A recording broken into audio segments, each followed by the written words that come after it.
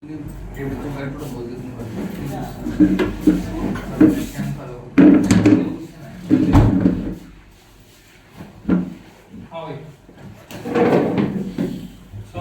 ध्यान से। सर ये सब कर दो कम कर दो सर। कम कर दे यार मेरी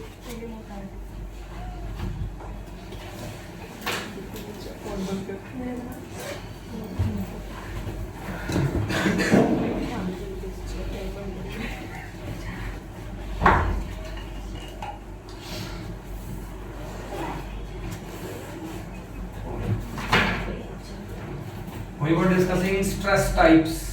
इधर पे छोड़ो सर मैम ने तो चैप्टर खत्म करा दिया, एक टॉपिक बचा बस। सर इधर आ गई वॉल्यूमेट्रिक का दोबारा बताओ। वॉल्यूमेट्रिक वाला क्या? सुनो भी। कितने पे छोड़ो आज कौन है यहाँ पर क्लास में? स्नेहा। अभिषेक और स्नेहा दोनों चल रहा अपना। मैंने एक स्ट्रेस का टाइप बताया था आपको, नॉर्मल स्ट्रेस का। देखो याद है सबसे पहले स्ट्रेस का पहला टाइप क्या था? Normal stress. फिर नॉर्मल का पहला टाइप क्या था? लॉन्गिट्यूडनल। फिर लॉन्गिट्यूडनल के दो टाइप थे, टेंसाइल और कंप्रेसिव। याद आया? याद आ गया बेटा? और ऐसे ही इधर नॉर्मल स्ट्रेस का एक और टाइप था, वॉल्यूमेट्रिक स्ट्रेस, है ना? वॉल्यूमेट्रिक स्ट्रेस का मतलब उसमें कौन सी कॉन्फ़िगरेशन पे इफेक्ट पड़ता है? वॉल्यूम पे। उसमें लेंथ की तो बात ही नहीं कर सकते आप, क्योंकि स्फीयर की लेंथ तो है नहीं, उसका तो वॉल्यूम है या शेप है।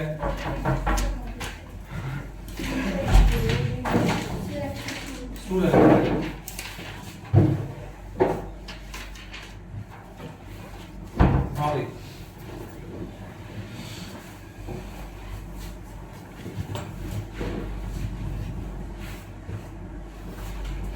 तो वॉल्यूमेट्रिक स्ट्रेस क्या था? मैंने आपको बताया था, मान लो ये स्फीयर है ना, इसमें आप यहां से हवा भर रहे हो स्फीयर के अंदर से, यहां से आप इसमें एयर फिल कर रहे हो, तो वो एयर क्या करेगी? चारों तरफ से फोर्स लगाएगी इसके ऊपर। और ध्यान से देखो यहाँ पे फोर्स कैसे लग रही है? सरफेस के नॉर्मल। तो इसका मतलब स्ट्रेस कैसी है? नॉर्मल स्ट्रेस है। और ये स्ट्रेस आने से इफेक्ट पड़ रहा है किस पे? वॉल्यूम पे। तो इसका जो वॉल्यूम है वो क्या हो जाता है? वो V प्लस डेल्टा V। ठीक है बेटा, बात समझ आ गई? ये था बेटा, इसका नाम था वॉल्यूमेट्रिक स्ट्रेस या हाइड्रोलिक स्ट्रेस। ठीक है इसकी डेफिनेशन बेटा, डेफिनेशन तो उसकी ना नॉर्मल स्ट्रेस की, ये उसका टाइप है। हाइड्रोलिक स्ट्रेस है, वो स्ट्रेस आगे स्ट्रेस है, रिलेशन है। हाँ भाई, तो हाइड्रोलिक प्रेस भी होती है। हाइड्रोलिक प्रेस होती है, हाइड्रोलिक लिफ्ट होती है। एक होती है हाइड्रोलिक लिफ्ट, एक होती है हाइड्रोलिक लिफ्ट, एक होती है हाइड्रोलिक ब्रेक। वो आगे बढ़ेंगे हम, ठीक है? आगे कैसे बढ़ेंगे? चलो सुनो अभी, चलो आगे क्या? अब यहाँ तक क्लियर है आपको? ठीक है, सुनो बेटा आगे सुनो।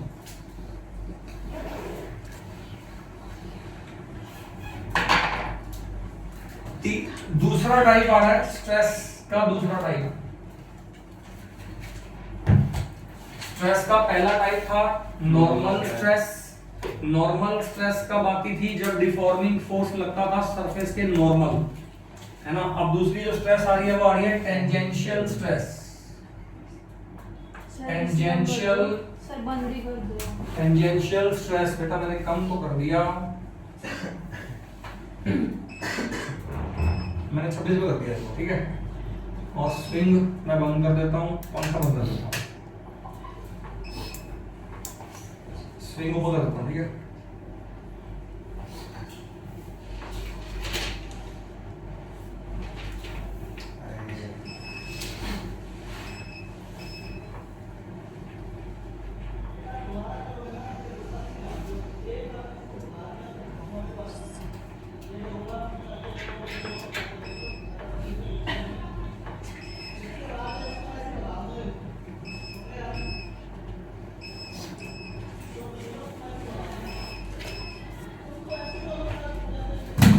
हाँ भाई, टेंजेंशियल या इसको बेटा बोलते हैं शीयर स्ट्रेस। देखो उसमें वर्ड था नॉर्मल, तो वहां पर सरफेस पे नॉर्मल फोर्स था, इसलिए स्ट्रेस आया था नॉर्मल स्ट्रेस। और नॉर्मल स्ट्रेस जब आता था तो कॉन्फ़िगरेशन कौन सी चेंज होती थी, या तो लेंथ या वॉल्यूम। अब यहां वर्ड कौन सा आ गया, टेंजेंशियल। इसका मतलब यहां पे जो फोर्स होगी वो सरफेस के टेंजेंशियल होगी, और इसमें जो कॉन्फ़िगरेशन में चेंज आएगा वो किसमें आएगा, वो ओनली शेप में चेंज आएगा, ना लेंथ में चेंज आएगा ना वॉल्यूम में चेंज आएगा, सिर्फ और सिर्फ किस में चेंज आएगा, शेप में चेंज आएगा। मैं अभी डायग्राम बनाता हूं आपके सामने, और मैंने कहा था ना 3 डायग्राम बनेंगे, 2 डायग्राम मैं बना चुका हूं। मैंने कहा था ना उन दोनों डायग्राम्स के अंदर आपको पता होना चाहिए कि स्ट्रेस कौन सी है, स्ट्रेन कौन सी है, और उन्हीं दोनों डायग्राम में पहले डायग्राम जो था, जो मैंने वायर लगाई थी, मैंने कहा था उसमें यंग्स मॉडल्स डिफाइन करेंगे हम, याद आया? Yes. जो दूसरा डायग्राम था मैंने कहा था उसमें अपन बल्क मॉडल्स डिफाइन करेंगे, और जो तीसरा डायग्राम अब मैं बनाने वाला हूं इसमें हम क्या डिफाइन करेंगे, शियर मॉडल डिफाइन करेंगे। ठीक है, चलो फटाफट करो, ये सिंपल सी डेफिनेशंस का टॉपिक है, बनाओ फटाफट। मैं एक डायग्राम लेता हूं आपके सामने, मैं एक इलास्टिक बॉडी ले रहा हूं जो क्यूबॉइड शेप की है, क्यूब कह दो या क्यूबॉइड कह दो, ये एक इलास्टिक बॉडी है।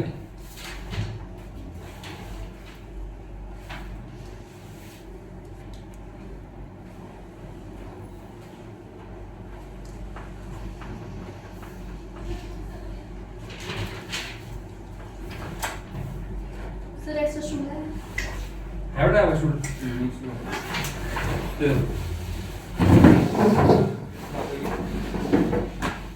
लोड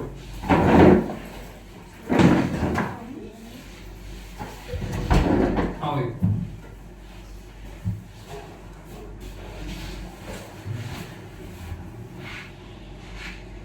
ये बॉडी है इलास्टिक बॉडी,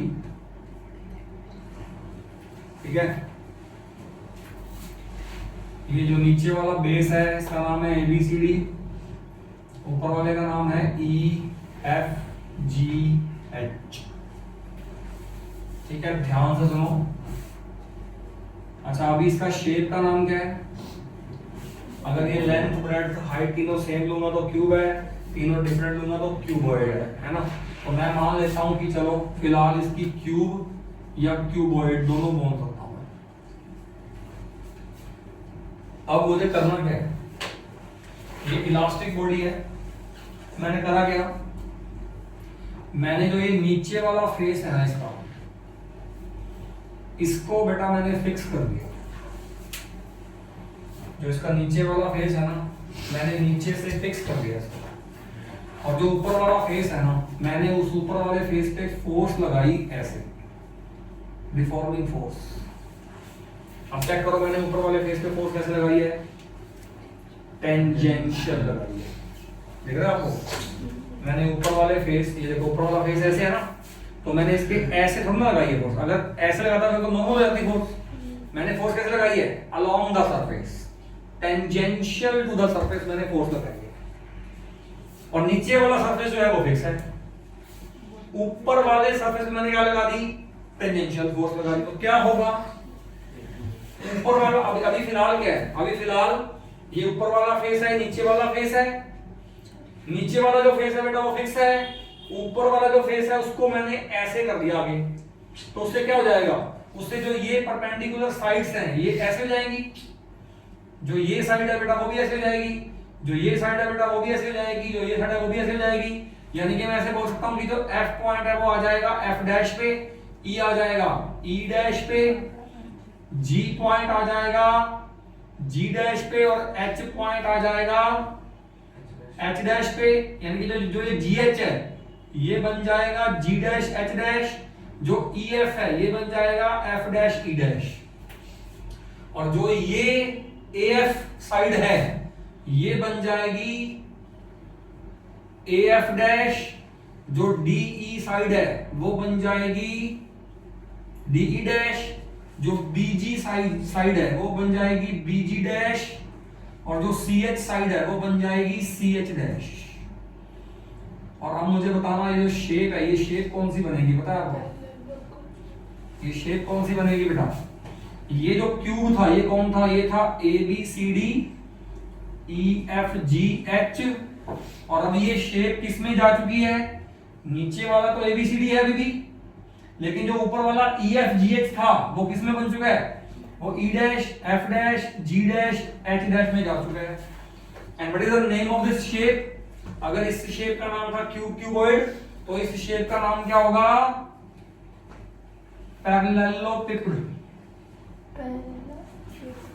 पैरेललोग्राम नहीं, अरे पैरेललोग्राम तो ये होता है, आप इसको 3D में लेके जाओ तो 3D में क्या बनेगा? इसका नाम पैरेललोपिड बनेगा। नहीं बात समझ में? मुझे बताना, क्या इसकी लेंथ में कोई डिफरेंस आया है? AF और AF डैश दोनों बराबर है क्या? बराबर है। क्या इसके वॉल्यूम में कोई असर पड़ा? नहीं पड़ा। असर सिर्फ किस में पड़ा? शेप क्यूब या क्यूबॉइड से क्या हो गई है? पैरेललोपिड हो गई है। अरे हंसते की बात, नाम है पैरेललोपिड, उसमें क्या हो गया? कौन सी बात हंसने वाली? ठीक है, क्या कह रहा है? उसका भी नाम है, थैंक यू। गलत बात नहीं, ठीक है, गलत बात नहीं। तो यहाँ पे बताना बेटा कौन सी स्ट्रेस आई? टेंजेंशियल, क्योंकि फोर्स कैसे लगाई है? सरफेस के टेंजेंशियल लगाई है, और टेंजेंशियल फोर्स लगाने से जो इफेक्ट पड़ा वो कौन सी कॉन्फ़िगरेशन पे पड़ा? शेप पे। जब भी शेप बिगड़ती है ना तो वहां पे वर्ड आता है शियर। शियर का मतलब होता है शेप में चेंज, मतलब शेप बदल जाएगी यहाँ पर, ना लेंथ बदलेगी ना वॉल्यूम बदलेगा, सिर्फ क्या बदलेगा? ओनली कॉन्फ़िगरेशन कौन सी बदलेगी? वॉल्यूम बदलेगी। तो यहाँ जो स्ट्रेस आएगी इसको बोलेंगे बेटा टेंजेंशियल या सॉरी वॉल्यूम नहीं बदलेगी, ना लेंथ बदलेगी, सिर्फ शेप बदलेगी। मैं क्या, ठीक है। So what's the definition of shear stress? आप क्या बोलोगे? When deforming force is applied tangential to the surface, then only shape changes and the stress so produced is called shear or tangential stress। ठीक है। अच्छा, इस stress को calculate कैसे करोगे? कैलकुलेट का बेटा वही फॉर्मूला है। बताओ फॉर्मूला क्या था स्ट्रेस का? Force upon area. कि आपने जो फोर्स लगाई है वो और जितने एरिया पे लगाई है वो एरिया निकाल लो, लेंथ इनटू ब्रेड्थ एरिया निकाल देना, तो उसको डिवाइड कर देना, FD अपॉन एरिया वो आ जाएगी टेंजेंशियल स्ट्रेस। मैंने ये बोला कि ये तो डेफिनेशन है। अगर मैं बोलूंगी मुझे टेंजेंशियल स्ट्रेस निकाल के दिखाओ तो निकालूंगा कैसे? निकालेगा तो फॉर्मूला वही था, फोर्स अपॉन एरिया। तो जो मैंने फोर्स लगाई है वो और जिस एरिया पे लगाई है वो एरिया डिवाइड कर दूंगा, तो वो क्या आ जाएगा? टेंजेंशियल स्ट्रेस आ जाएगा। बोलो सही बात है क्या यहाँ पर? Yes sir. स्ट्रेस के टाइप्स समझ में आए कि नहीं आए पहले बताओ। ठीक है, अभी स्ट्रेस के टाइप्स बेटा कितने हैं? बेसिकली तो दो ही हैं, एक नॉर्मल और एक शियर। अब अगर नॉर्मल स्ट्रेस के अंदर चेंज किस में आए? लेंथ में आए, तो वो कौन सी बन जाती है? Normal longitudinal. और लेंथ में भी चेंज अगर बढ़ने में आए तो फिर वो नॉर्मल लॉन्गिट्यूडनल टेंजाइल, और अगर लेंथ में चेंज घटने में आ जाए तो वो नॉर्मल लॉन्गिट्यूडनल कंप्रेसिव। डायग्राम बताया मैंने आपको। अगर नॉर्मल स्ट्रेस में चेंज वॉल्यूम में आ जाए तो वो नॉर्मल वॉल्यूमेट्रिक, ठीक है। और अगर स्ट्रेस हम फोर्स लगाएं टेंजेंशियल और उसमें चेंज आ जाए शेप में, तो वो कौन सी हो जाएगी? टेंजेंशियल या शियर स्ट्रेस हो जाएगी। डायग्राम 3 ही है टोटल, ध्यान से देखो आप। ठीक है भाई, चलो अब आगे बढ़ो बेटा। स्ट्रेन पढ़ेंगे फटाफट, साफ कर रहा हूं।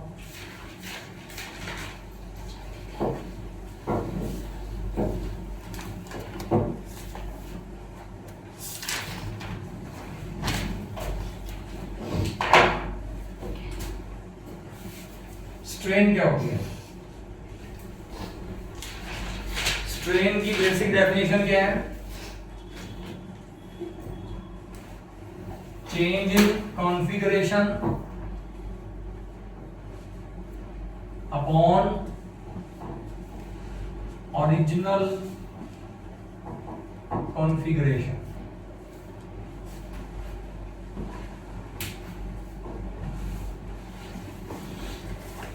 स्ट्रेन की बेसिक डेफिनेशन क्या है? Change in configuration upon original configuration. देखा जाए तो इसको क्या बोल सकता हूं मैं? Change in length bye original length, change in volume by original volume, है ना? तो इसके यूनिट्स क्या आएंगे बताओ? ऊपर भी लेंथ है, नीचे भी लेंथ है, तो बेटा ये तो हो गया unitless. Strain is unitless and hence dimensionless. वो तो डायमेंशनल फॉर्मूले में करवाया भी था मैंने, याद होगा आपको, ठीक है? चलो ये हो गया strain is unitless and hence dimensionless. चलो अब इसके टाइप्स लिखो फटाफट। टाइप्स ऑफ स्ट्रेन, ठीक है? अब क्या वो डायग्राम दोबारा बनाओगे? दोबारा डायग्राम में 3 बना चुके हैं हम। अब मैं आपको समझाने के लिए बना रहा हूँ डायग्राम दोबारा। आप बनाना चाहो तो बना लो, वरना सीधे लिखो, या एक बार रफ से बना लो, पूरे प्रॉपर मत बनाओ, फटाफट जितने बनते हैं जैसे बनते बना लो, ठीक है? पहला डायग्राम याद है बेटा कौन सा था? बना लो, कोई दिक्कत नहीं है, थोड़ा प्रैक्टिस हो जाएगी। फर्स्ट डायग्राम ये था बेटा, याद है?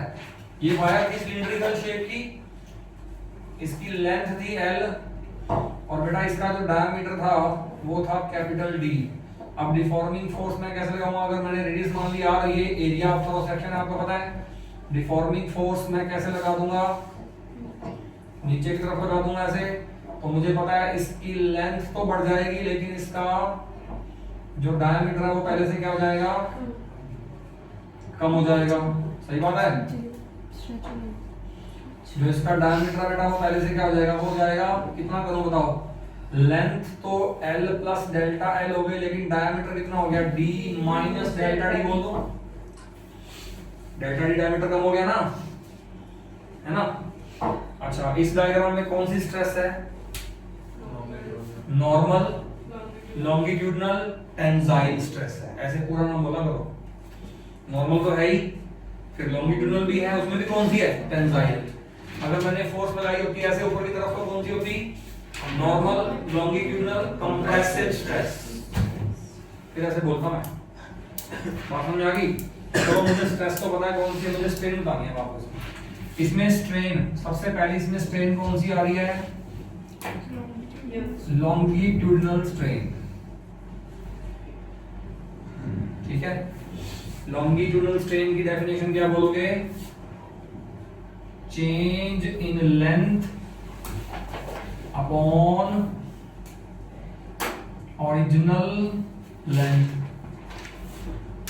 Change in length upon original length. अब इसके भी 2 टाइप बना लो, वही टेंसाइल और कंप्रेसिव। फटाफट इसका पहला टाइप बताओ बेटा, क्या बोलोगे? Tensile strain. अब टेंसाइल वर्ड कब आता है? जब लेंथ बढ़ती है, तो इसको बोलेंगे increase in length upon original length. तो ये क्या आएगा? डेल्टा L बाय L आएगा। ये क्या आएगा? डेल्टा L बाय L आएगा। और जो दूसरा टाइप बनेगा इसका, वो कंप्रेसिव स्ट्रेन बनेगा। कंप्रेसिव स्ट्रेन बताओ क्या आएगा? उसमें आएगा डिक्रीज इन लेंथ अपॉन क्या आ जाएगा? Original length. वो आ जाएगा minus delta L by L। Minus क्यों ले रहा हूं? क्योंकि लेंथ कम हो रही है। माइनस क्या क्यों ले रहा हूं? क्योंकि लेंथ क्या हो रही है बेटा? कम हो रही है। ये इस डायग्राम में स्ट्रेन है।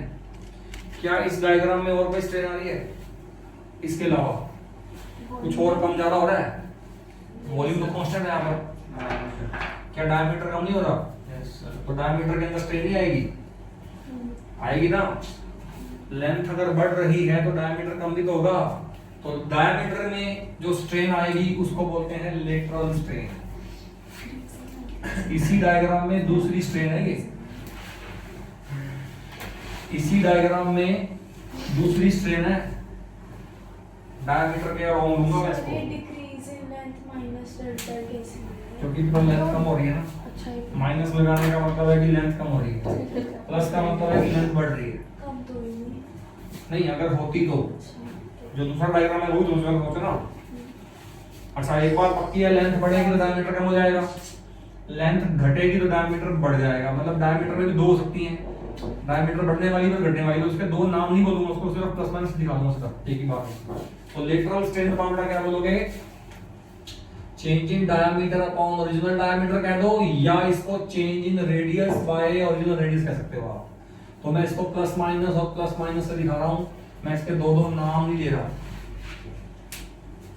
आप समझ जाओ इस एक डायग्राम में कौन कौन सी स्ट्रेन हो सकती है।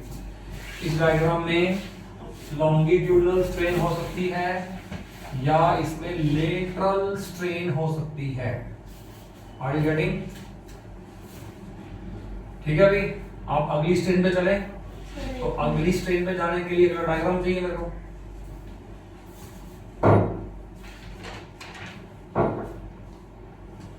प्लस और माइनस का समझ में आया? मतलब प्लस का मतलब है कि बढ़ रहा है और माइनस का मतलब क्या है? घट रहा है।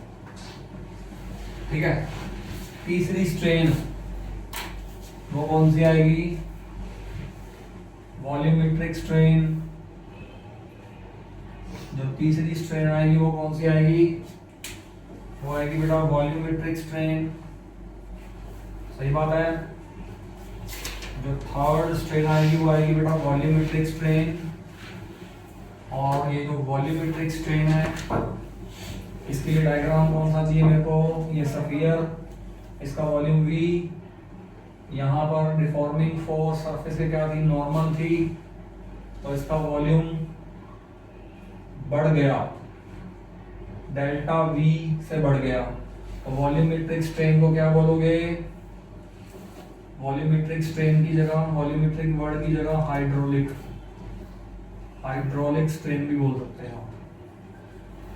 ठीक है, तो चेंज इन वॉल्यूम बाय में क्या लिखा जाएगा? Original volume. और ये delta V by V plus minus दोनों हो सकता है। प्लस का मतलब वॉल्यूम बढ़ रहा है, माइनस का मतलब वॉल्यूम घट रहा है। इसमें तो कोई और स्ट्रेन नहीं है ना, इसमें तो कुछ और वॉल्यूम के साथ कुछ और तो बदल नहीं रहा है यहाँ पर, है ना। वहां पर तो लेंथ के साथ डायमीटर भी चेंज आ रहा था। ठीक है ना। ओके, अब चौथी जो लास्ट स्ट्रेन आ रही है वो कौन सी आ रही है? बताइए आपको। शीयर स्ट्रेन, शीयर स्ट्रेन कह सकते हो या टेंजेंशियल स्ट्रेन। उसको ना थोड़ा अलग से पढ़ना है अपने को, तो वो मैं यहाँ नहीं डिस्कस करूंगा, वो मैं ये साफ कर देता हूँ पूरा, क्योंकि उसके लिए मुझे थोड़ा ना डिस्कशन करनी है आपसे। उसके लिए फॉर्मूला चाहिए मेरे को एक, तो डायग्राम मैं फिर से बनाऊंगा उसमें भी, और आप लोग भी बनाओगे।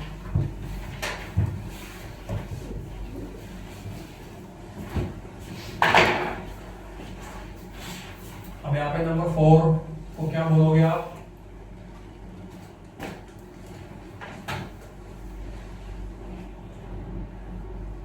टेंजेंशियल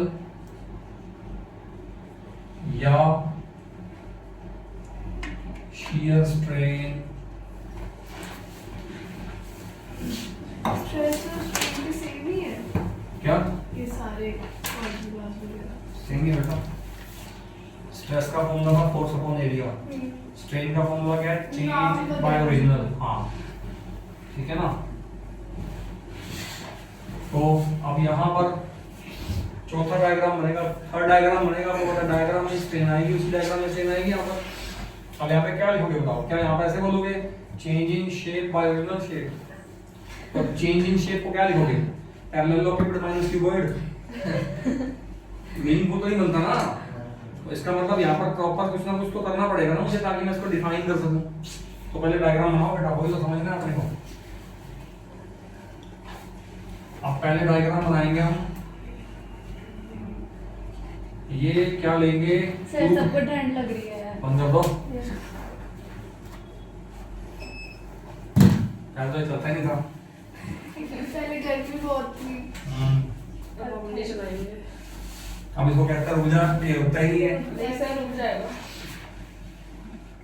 बस फोर्स लगाना पड़ेगा, पढ़ ले। फिजिकल फोर्स लगाना पड़ेगा। लगा दिया मैंने जो लगा था इधर देख ले। सुनो, इस पे स्ट्रेस लगेगा तो बेचारा काम अरे बस इलास्टिसिटी लूज कर देगा, प्लास्टिसिटी शो कर देगा। क्या है भाई चैप्टर नाम क्या है? मुझे तो तब भी नहीं पता चलेगा कि क्या है। सॉलिड्स। प्रॉपर्टीज ऑफ मैटर, इस चैप्टर का नाम है सॉलिड्स, यूनिट का नाम है प्रॉपर्टी ऑफ मैटर। ऐसा भी कुछ है। ऐसा ही है। भाई सॉलिड ही करेंगे पहले, फिर लिक्विड और गैस चार रहेगा। वो इसमें ही है। सॉलिड सॉलिड क्यों नाम? बेटा फेयर नहीं फर्स्ट है सर। क्या चैप्टर के नाम में ही झोल है। नहीं, तो इसमें सारी बॉडी सॉलिड ले रहा हूँ, इसमें जो बॉडी ले रहा हूँ वो सारी सॉलिड है। अगले चैप्टर में सारी जो लूंगा वो फ्लूइड होएंगी, इसमें लिक्विड और गैस की बात होएगी। हाँ फिर तो थर्मल वही में- पहुंच रहे हैं हाँ। की बात होती है। इसी के अंदर आप पूरी हाँ। यूनिट का बता रहे हो कि यूनिट में मैंने तीन दोनों का होगा। बताया, मैंने बोला चैप्टर का नाम सॉलिड है, यूनिट का नाम प्रॉपर्टी तो ऑफ मैंने मैटर। देखो टॉपिक बनाया है सॉलिड। मैंने भी वाओ। और मैंने नहीं बताया ना चैप्टर, मैंने चैप्टर बोला था सॉलिड। आप चेक करो, वीडियो चेक करना मैंने क्या बोला। सर आपने चलो लिखा था ऐसे ही। चलो याद देखो, छोड़ो अब बता दिया था मैंने। सर कनिष्का डांस कर रही है बाहर। याद हो गया। सर हमें डिस्टर्ब कर दिया वो डांस कर करके। ए बी सी डी नीचे सुनो बेटा, आवाज काम करना है। A B C D E F G H, ये नीचे वाला फेस फिक्स, ठीक है। ऊपर वाले फेस को डिफॉर्म कर दिया मैंने ऐसे, तो ये बन जाएगा देखो ऐसे, और ये लाइन ऐसे आ जाएगी, ये लाइन ऐसे आ जाएगी, ये आगे चला जाएगा, ये लाइन ऐसे चल जाएगी, ठीक है। तो ये बन जाएगा एफ डैश ई डैश, ये बन जाएगा जी डैश और एच डैश, ठीक है भाई। तो पहले शेप की क्यूब या क्यूबॉइड, बाद में बन गई पैरेललोपिड। नहीं यार बन रहे हैं। एक चीज तो चलने दे भाई। भाई तुम एक चीज चलवा लो। कम हाँ, चला। पंखा कम पे कर दो, कम पे कर हाँ। दो, कम पे कम पे ही है, पहले जरा कम पे है, पहले 2 पे है वो। सिर्फ उस पे नंबर इससे कम पे करूं तो चलेगा ही नहीं वो। अब तुम यहाँ देखो, ओ भाई तो पढ़ रही ठीक है। नीली अब यहाँ पर स्ट्रेस कौन सी है आपको पता है? यहाँ पे स्ट्रेस कौन सी है? टेंजेंशियल या शियर स्ट्रेस है। स्ट्रेस तो पता है ना आपको। यहाँ पे स्ट्रेन भी कौन सी है? टेंजेंशियल या शियर स्ट्रेन है, बट उसको डिफाइन करना है। जो पहले वाली स्ट्रेन्स डिफाइन किए हैं वो कैसे किए हैं?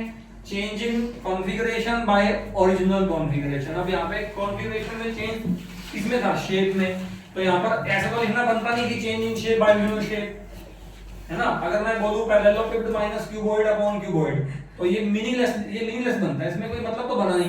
तो मुझे इसको मीनिंगफुल बनाना है, मतलब मुझे ना इस डायग्राम के अंदर एक ऐसा फैक्टर ढूंढना पड़ेगा जो फैक्टर मुझे ये बता दे कि यहाँ पे शेप में चेंज ज्यादा हुआ है कि कम हुआ है। वो फैक्टर कौन सा फैक्टर पता है? वो फैक्टर ये वाला एंगल है फाई। आप देखो अगर ये फाई कम हुआ तो इसका मतलब शेप में चेंज भी क्या आएगा? कम आएगा।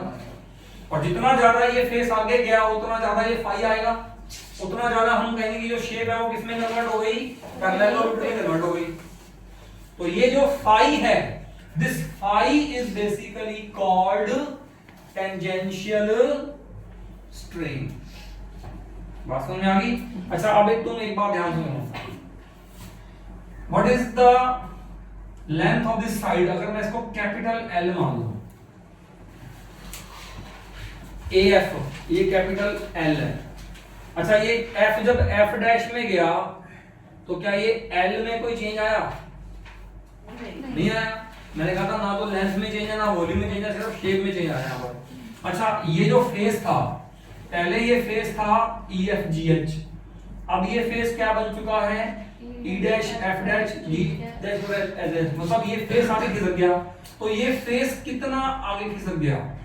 अगर वो डिस्टेंस में यहाँ पे मेजर कर लूं तो वो मैं बोलता हूँ डेल्टा स्मॉल एल।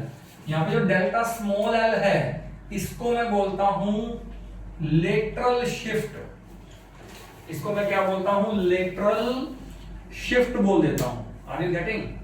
इसको बेटा मैं क्या बोल देता हूं, लेटरल शिफ्ट बोल देता हूं। अब ध्यान से देखो यहां पर लेटरल शिफ्ट क्या चीज है पता है आपको? ये नीचे वाला फेस है, इसके बिल्कुल ठीक ऊपर ये ऊपर वाला फेस है।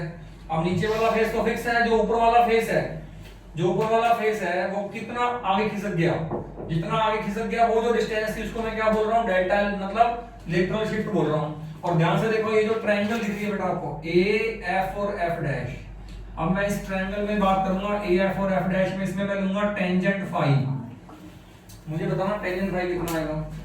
टेंजेंट फाई बेटा क्या होता है, वो होता है परपेंडिकुलर अपॉन बेस। तो परपेंडिकुलर कितना बेटा, वो है डेल्टा स्मॉल एल, और बेटा बेस कितना, वो है कैपिटल एल। और आपको पता है यहाँ पर जो एंगल फाई है, क्या वो छोटा वाला एंगल होगा, बड़ा एंगल होगा, है ना? हल्का से ही तो करेंगे इसको आगे, वैसे भी तो बॉडी सॉलिड है, तो ये तो है नहीं कि मैं इसको ऐसे कर दूंगा आगे ही और ये बिल्कुल ही ऐसे पिछड़ जाएगा नीचे जाके, ये हल्का सा ही आगे जाएगा ना, ये हल्का सा ही आगे जाएगा। अरे किसी को से आ रही तुम्हें से, इनको पता नहीं क्यों आती है। अरे यहाँ देखो ना तुम लोग, तो फाई कितना हो जाएगा, कम, उनको देख कैसे आ रही है, तो वैसे ऐसे नहीं है, इधर देखो। अब यहाँ पे फाई कौन है, phi angle is very very small, phi angle phi angle बहुत छोटा है, तो हमने पीछे पढ़ा हुआ है, याद करो। अगर एंगल बहुत छोटा हो, आपको मैंने एक कांसेप्ट बताया था पहले, कभी बताया होगा शायद बेसिक्स में, अगर थीटा वेरी स्मॉल हो जाए, वेरी स्मॉल कितना, लेस देन 10 डिग्री, अगर 10 डिग्री से एंगल ही कम हो ना, तो साइन थीटा अप्रोक्सीमेटली क्या होता है, थीटा होता है, टेंजेंट थीटा अप्रोक्सीमेटली थीटा होता है, और कॉस थीटा अप्रोक्सीमेटली 1 होता है। ये याद कर लो बेटा, ये आगे भी काम आएगा। ये आगे जब हम एक सिंपल पेंडुलम का टॉपिक पढ़ेंगे ना, वहां पर भी ये यूज करना है मुझे आगे जाके, ठीक है? तो यहाँ पर टेंजेंट फाई, फाई तो स्मॉल है, तो टेंजेंट फाई कितना बन गया, वो तो फाई बन गया अप्रोक्सीमेटली। तो मेरे पास जो ये मैंने ऊपर लिखा टेंजेंट फाई, वो बन गया फाई बराबर delta small L by L. अब इसको ध्यान से देखो, ये फाई को मैंने क्या बोला था, स्ट्रेन, और स्ट्रेन का फॉर्मूला क्या होता है, change in something upon original something. ध्यान से देखो, ये स्ट्रेन ही था, वो ये लेंथ है, ये भी लेंथ है, ये चेंज इन लेंथ है, ये ओरिजिनल लेंथ है एक तरह का, तो इसलिए इसको क्या बोला जा रहा है, स्ट्रेन। ये फाई की वैल्यू आपको बताएगी कि शेप में कितना चेंज आ रहा है, जितना ज्यादा फाई होगा उतना ज्यादा शेप में चेंज होगा, इसका मतलब। गेटिंग और नॉट? ठीक है, तो ये कौन सी स्ट्रेन हो गई, टेंजेंशियल स्ट्रेन हो गई बेटा। मैंने आपको स्ट्रेन भी सारे पढ़ा दिए जितने भी टाइप से। अब आगे बात करते हैं। चलिए, नेगेटिव भी हो सकती है, नहीं, ये नेगेटिव कैसे होगी बताओ बेटा? नहीं, बात कर रहा हूँ ऐसे, कोई 50 बेटा कभी भी दोबारा क्या बताऊं,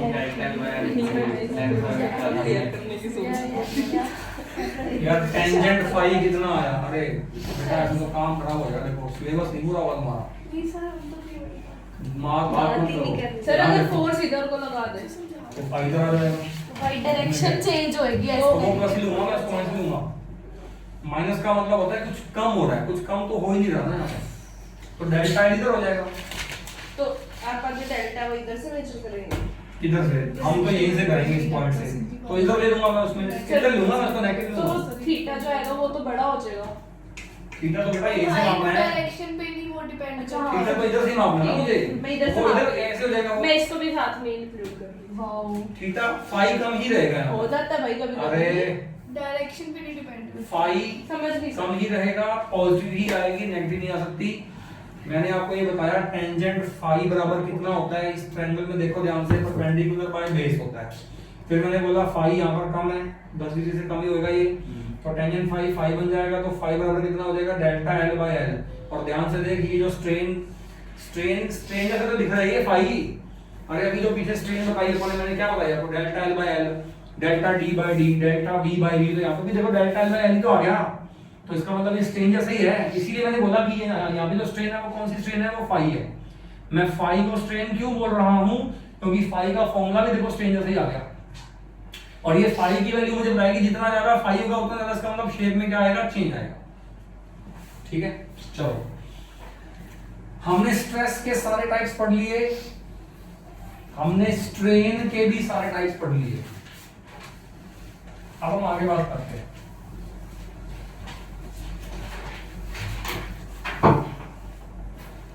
अब हम आगे बात करेंगे हुक्स लॉ।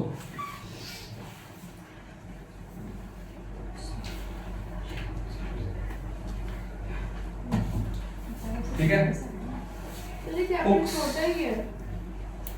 बेटा कितना भी है तुम टॉपिक पढ़ा दो। से कब तक उम्र होएगा? और हमारे घर में 3-4 दिन लगे कम से कम। 3-4 हाँ।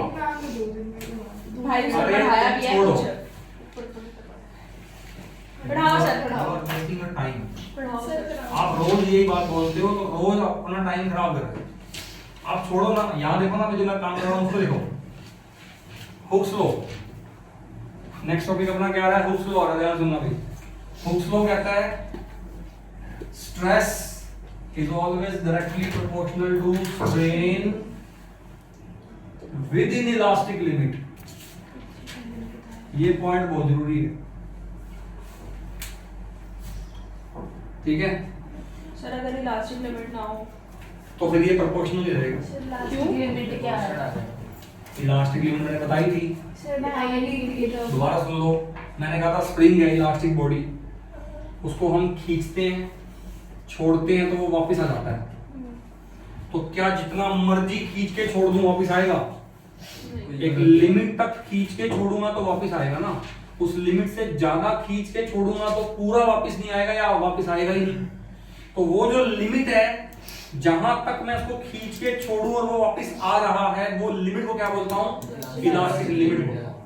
और उस लिमिट के अंदर अंदर अगर मैं स्ट्रेस लगाऊंगा तो उस लिमिट के अंदर अंदर जो स्ट्रेन आएगी वो स्ट्रेस और स्ट्रेन आपस में एक दूसरे के क्या होंगी? डायरेक्टली प्रोपोर्शनल होंगी। ये कौन कहता है? हुक्स लॉ कहता है। बात समझ आ गई? Yes, क्या मैंने पहले कभी हुक्स लॉ पढ़ाया आपको? No, sir। पढ़ाया है। हाँ ये पहले बताया था आपने। कहाँ पढ़ाया इलास्टिक था? वाला। जब मैंने आपको इलास्टिक पोटेंशियल एनर्जी पढ़ाई थी, वहां मैंने इसको अलग तरीके से पढ़ाया था। मैंने कहा भी था कि ये हुक्स लॉ है और ये आगे फिर से आएगा यूनिट नंबर 7 में। मैंने बोला था ये मुझे अभी बात वहां पे।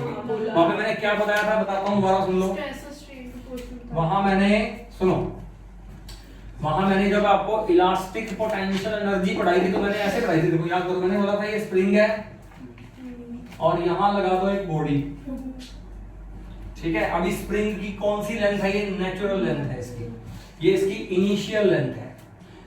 यहां से बॉडी को खींचो, खींचने के लिए कौन सी फोर्स लगाओ? Deforming force. तो ये बॉडी यहां से यहां चली गई तो स्प्रिंग में एक्सटेंशन आ गई। कितनी एक्सटेंशन आ गई? x। अभी बॉडी यहां क्यों है? क्योंकि मैंने अभी डिफॉर्मिंग फोर्स हटाई नहीं है, लेकिन मुझे पता है जैसे ही हटाऊंगा बॉडी वापस आएगी। वापस क्यों आएगी? क्योंकि बॉडी में भी अंदर की तरफ क्या आ चुकी है? एक रिस्टोरिंग फोर्स। इस फोर्स को मैंने बोला था इलास्टिक फोर्स या रिस्टोरिंग फोर्स। और मैंने आपको ये कहा था कि जो ये वाली रिस्टोरिंग फोर्स है, ये वाली जो रिस्टोरिंग फोर्स है, ये डायरेक्टली प्रोपोर्शनल है किसके? माइनस ऑफ x के।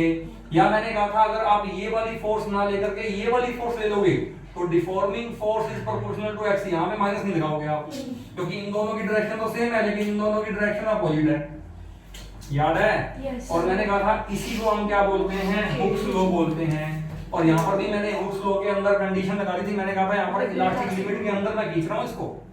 अगर मैं इसको स्प्रिंग को इलास्टिक लिमिट के अंदर रह के खींच रहा हूं तो जितना मैं खींच रहा हूं जितना ज्यादा इसमें एक्सटेंशन आ रहा है उतना ज्यादा मुझे यहाँ पे फोर्स लगाना पड़ रहा है। तो मैंने इसको हुक्स लॉ बोला था। अब आज मैंने इसको हुक्स लॉ नहीं बोला, आज मैंने इसको बोल दिया स्ट्रेस प्रोपोर्शनल टू स्ट्रेन। मैं अभी आपको ना इस वाले हुक्स लॉ को इस वाले हुक्स लॉ में कन्वर्ट करके दिखा देता हूँ। बेसिकली ये दोनों सेम ही है। आप सुनो कैसे। चलो मुझे बताओ what was the formula of stress? Stress का फार्मूला था डिफॉर्मिंग फोर्स अपॉन एरिया। आप फॉर्मूला प्रोपोर्शनल का सिंबल हटा के इक्वल टू का सिंबल लगा दो कांस्टेंट के।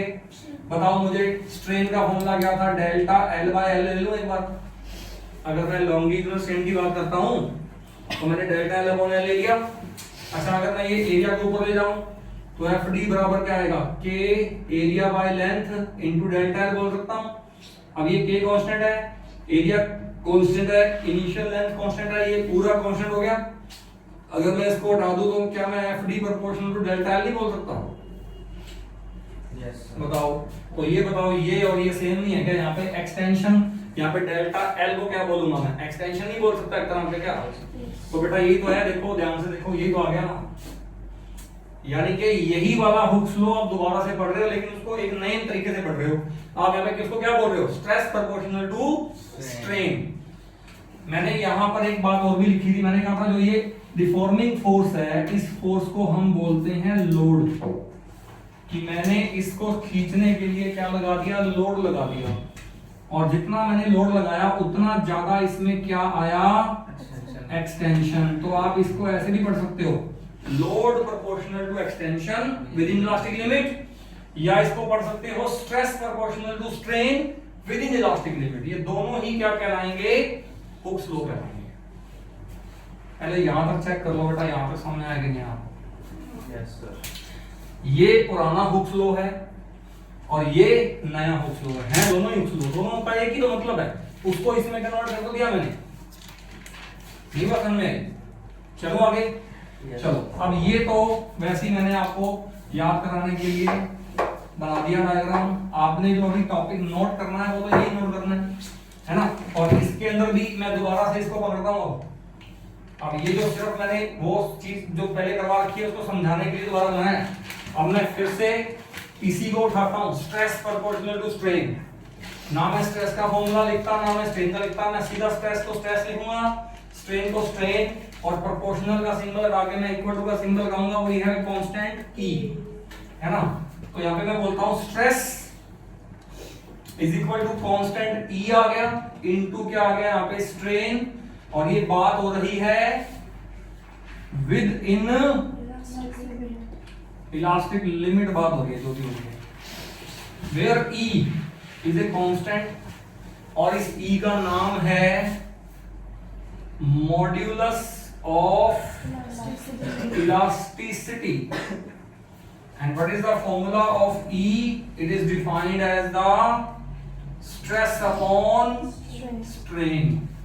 और obviously इसके यूनिट्स जो स्ट्रेस के बनेंगे वही आएंगे, स्ट्रेन के तो होते नहीं, है ना भाई? पहले बताओ यहाँ तक बेटा समझ में आ गया? बोलो हुक्स लॉ समझ में आ गया नहीं है? सिंपल है। इसके भी पास कर ही होंगे फिर यूनिट। हाँ बिल्कुल, जो स्ट्रेस के होंगे वही ई के होंगे। तो इसकी डायमेंशन प्रेशर सेम। हाँ सेम है। तो याद कर, मैंने डायमेंशनल फॉर्मूले में लिखा नहीं थे आपको? मैंने कहा pressure, stress, Young's modulus, bulk modulus सब लिखा था। मैंने कहा था सारे सेम हैं। मैंने कहा था सारे कंसेप्चुअली डिफरेंट हैं लेकिन डायमेंशनली सारे सेम हैं। याद नहीं है? अब प्रेशर अलग चीज है, स्ट्रेस अलग चीज है, यंग्स मॉडुलस अलग चीज है, बल्क मॉडुलस अलग चीज है सारे कंसेप्ट डिफरेंट बट डायमेंशनली सारे सेम हैं। वहां पर मैं यही बात तो बोलता था। अब मैंने ये भी कहा था कि अभी समझ नहीं आएगा, अभी तो याद कर लो, आगे जाके समझ में आ जाएगा अपने आप, ठीक है ना? चलो तो अब हुक्स लॉ हो गया। अब हमारा नेक्स्ट टॉपिक क्या है? टाइम हो गया। टाइम हो गया। क्या टाइम हुआ है? 5 हो गए हाँ तो कोई बात नहीं, 5 मिनट कैसे होएगा? अरे हो जाएगा, मुझे पता है ना, अरे छोटा सा ही टॉपिक है। जितना होएगा उतना हो जाएगा, फाइनल हो जाएगा, इसमें क्या बड़ी बात है? हाँ भाई, E बराबर आ गया स्ट्रेस बाय स्ट्रेन, अब इस फॉर्मूले पुट करते है ना? अब आपको पता है स्ट्रेस के भी टाइप्स होते हैं, नॉर्मल स्ट्रेन के भी टाइप्स होते हैं। तो अगर आप इसके टाइप और इसके टाइप पुट करोगे तो इसके भी टाइप आएंगे, इसका मतलब तो इसके टाइप लिखो आगे। वही सेम ही होएगा। देखो टाइप्स ऑफ E, प्रियंका हमसे अच्छे से समझ के आई हूँ मैं, ठीक है? फर्स्ट बैच में बिठा रखा था मैं। टाइप्स ऑफ, हाँ सर सुनती हूँ। जादू ट्रेन का मैप से समझ लीजिए। जब तो टाइम जल्दी हो जाता है। तो 3 तो पेज करवा दिए। सही तीन बात पेज है। पेज पढ़ाओ। 3 पेज करके। अभी आप कह रहे हो पढ़े नहीं कुछ। तुमको कसम लेट दिया है ना 56 नहीं हो गए। सर टाइम पे थे। टाइप्स ऑफ ई, सबसे पहला टाइप क्या है? Young's modulus, symbol is Y. अब इसमें सबसे पहला जो डायग्राम था ना आपका, उस डायग्राम में जो स्ट्रेस थी और उसमें जो स्ट्रेन थी वो डिवाइड कर दो, वो आपका यंग्स मॉडुलस बनेगा। बताओ कौन सी स्ट्रेस थी उसमें? सबसे पहले डायग्राम में नॉर्मल लॉन्गिट्यूडनल, और इसमें आगे टेंसाइल या कंप्रेसिव मत लिखो, बस इतना लिखो कि नॉर्मल लॉन्गिट्यूडनल स्ट्रेस थी, वो चाहे टेंसाइल हो चाहे कंप्रेसिव। और नीचे स्ट्रेन कौन सी थी? वो थी लॉन्गिट्यूडनल स्ट्रेन। स्ट्रेन है ना। डायग्राम तो बनाने की जरूरत नहीं है अपने को, डायग्राम तो पहले बनाई है ऑलरेडी। अच्छा अब फॉर्मूला बताओ, फॉर्मूला क्या आएगा? y बराबर y का फॉर्मूला, स्ट्रेस का फॉर्मूला क्या था? डिफॉर्मिंग फोर्स अपॉन एरिया, और स्ट्रेन का फॉर्मूला क्या था? Delta L by L। थोड़ा सही करो फॉर्मूले को, जचाओ। Deforming force upon area into L by delta L, ये आ गया फॉर्मूला। सही बात है। चलो अब मैं एक क्वेश्चन करवाता हूँ, अब न्यूमेरिकल स्टार्ट होंगे। टाइम हो गया। एक क्वेश्चन हो सिर्फ 39 हो गए, एक क्वेश्चन तो कराऊंगा। अब इस चैप्टर में न्यूमेरिकल पार्ट स्टार्ट होगा, तीनों में क्वेश्चन आएंगे, बल्क मॉडुलस पे और शियर मॉडुलस पे, तीनों में क्वेश्चन आएंगे बेटा। ठीक है, मैं तो कराऊंगा अभी। आपको तुम तो बहुत कुछ रोका मेरे को, पर रोकता नहीं ना। क्वेश्चन सुनो, क्वेश्चन क्या आएगा? सर 1 मिनट सुन लो। नहीं बच्चों मान लो 2 कॉपर वायर है, ठीक है, वी हैव 2 कॉपर वायर्स, उनकी लेंथ का रेशो गिवन है मुझे 1:2, और उनके रेडियस का रेशो मुझे गिवन है 3:2। दोनों को सेम डिफॉर्मिंग फोर्स लगाई गई, तो मुझे बता दो उनके एक्सटेंशंस का रेशो बता दो क्या आएगा। ये क्वेश्चन है, सबसे पहला क्वेश्चन, सबसे आसान क्वेश्चन दे रहा हूं आपको। ये इस कैटेगरी में सबसे सिंपलेस्ट क्वेश्चन है जो बन सकता है। ठीक है, मुझे क्या बोला गया कि एक कॉपर वायर ये है जिसकी लेंथ मान लो बेटा L है ना, जिसकी लेंथ आप मान लो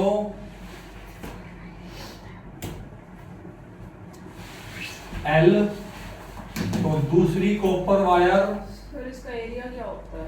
जिसकी मैं जो पहले बोल रहा हूँ सुनो ध्यान से, मैं वही बता रहा हूँ, सुनो। पहली कॉपर वायर जिसकी लेंथ अगर L है, तो दूसरी कॉपर वायर की लेंथ मुझे कितनी लेनी पड़ेगी? 12, ताकि रेशो कितना आ जाए? 1:2 आ जाए। बात समझ में आ गई? जो ये पहले वाली कॉपर वायर है, इसकी रेडियस अगर मैं 3r लूंगा तो ये थोड़ी सी कम दिख रही है मुझे, उससे ये हो जाएगी 2r, ताकि रेशो 2:3 है, 3:2 आ जाएगा। दोनों को खींचा गया सेम डिफॉर्मिंग फोर्स से, ठीक है, और क्योंकि दोनों कॉपर की वायर्स हैं तो दोनों के लिए y भी क्या आ जाएगा? सेम, क्योंकि y डिपेंड करता है नेचर ऑफ द सब्सटेंस पे। तो मुझे दोनों के लिए डेल्टा L का रेशियो चाहिए, तो डेल्टा L बताना है, डेल्टा L बताओ कितना है? डेल्टा L का फॉर्मूला बताओ क्या आएगा? FD L by A into y। अब FD सेम है, y सेम है, तो डेल्टा L डिपेंड कर गया L अपॉन A पर सिर्फ। सही बात है ना? तो मैं क्या बोलूंगा? डेल्टा L1, ये 1 वायर है, ये 2 वायर है, delta L1 by delta L by 2, ये कितना आएगा बताओ? ये आएगा बेटा L1 बाय A1 अपॉन में क्या जाएगा? L2 बाय 2 हो जाएगा A2 बाय L2। ठीक है, तो ये बताओ बेटा ये कौन है अपना? ये L1 है, ये कौन है अपना? L2 है। अरे सही बात है क्या? सेम लग रहा है तो कट वो गया। तो उड़ गया ना। अरे दोनों का FD दोनों y सेम है, नहीं बात समझ आई? तो मैं इसका delta L1 delta L2 divide, तो FD बाय y से डिवाइड बाय तो कट जाएगा, तो area by length by area, length by area बच जाएगा मेरे पास। फॉर्मूला को बताओ कितना आएगा अभी? L1 कितना है?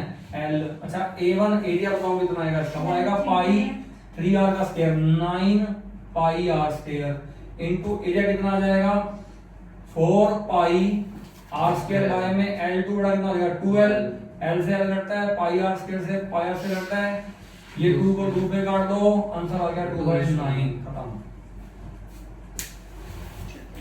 बोलो अब ये तो सबसे सिंपलेस्ट क्वेश्चन था जो इस टॉपिक पे था। अब आगे जो क्वेश्चन एक और कराऊंगा वो अच्छे क्वेश्चन होंगे, ठीक है, वो कल बात करेंगे।